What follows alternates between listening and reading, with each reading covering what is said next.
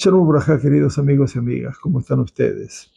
Entre los muchos temas cubiertos en Perashat Re'eh está uno complejo que se llama el Naví Sheker, el falso profeta, que trata de persuadir a los hijos de Israel sobre la base de supuestas visiones proféticas para adorar ídolos finalmente.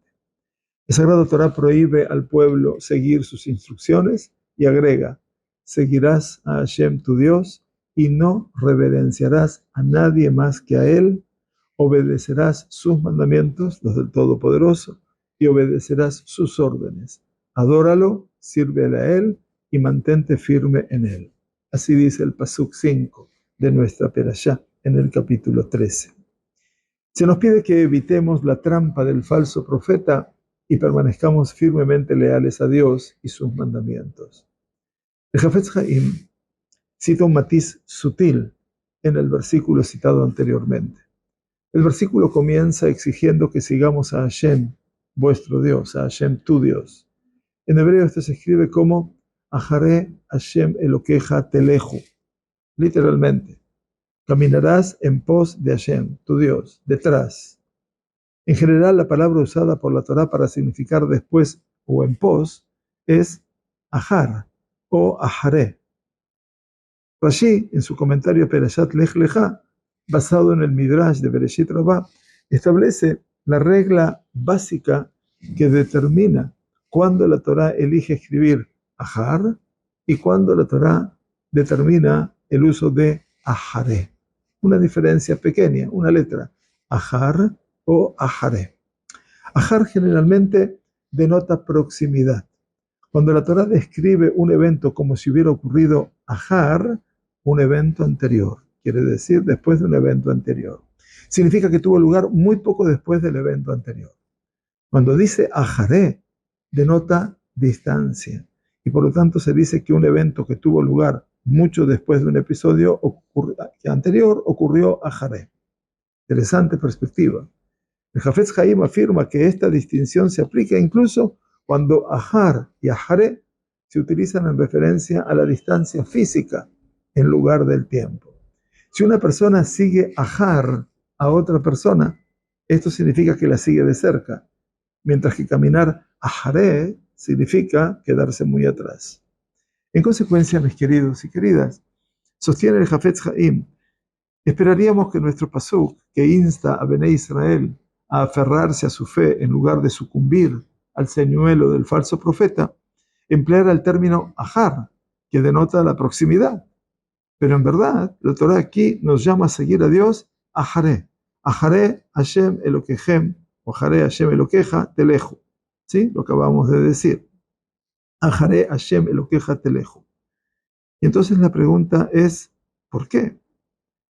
Aharé, parece ser que estamos a una distancia entre la gente y Dios. ¿Y por qué?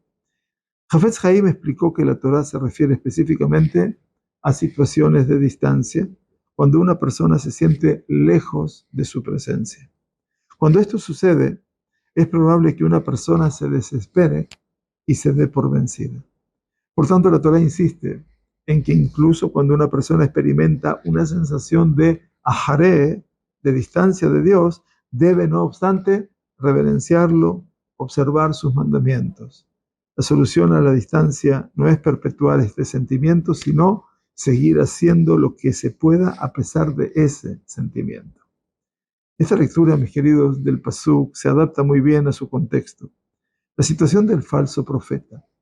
Presumiblemente este falso profeta es persuasivo, carismático y atractivo. Sus argumentos son sólidos, habla con confianza y sus ideas son atractivas.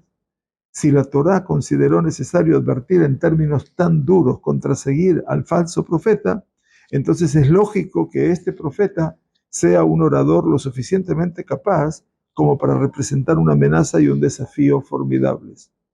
Cuando se presente una alternativa tan atractiva al judaísmo tradicional, Bené Israel se encontrarán en una posición de Ahare Hashem. Los argumentos aparentemente convincentes en contra de su fe podrían, potencialmente digo, sacudir su confianza en la tradición y hacer que su lealtad se desvanezca. Los desafíos son reales, la tentación es considerable y la resistencia al profeta es débil. La Torá nos insta en tales situaciones a continuar observando las mitzvot a pesar del sentimiento de ajaré, independientemente de la oscura nube de incertidumbre que nos arroja en la vi sheker. De hecho, a lo largo de los siglos se han planteado a la fe judía tradicional muchos desafíos diferentes de diferentes tipos, tanto de dentro como desde afuera. Hemos superado estas pruebas porque seguimos el consejo de este versículo, para continuar nuestra observancia incluso durante tiempos de ajaré, de distancia, cuando surgen preguntas y nuestra visión se vuelve borrosa.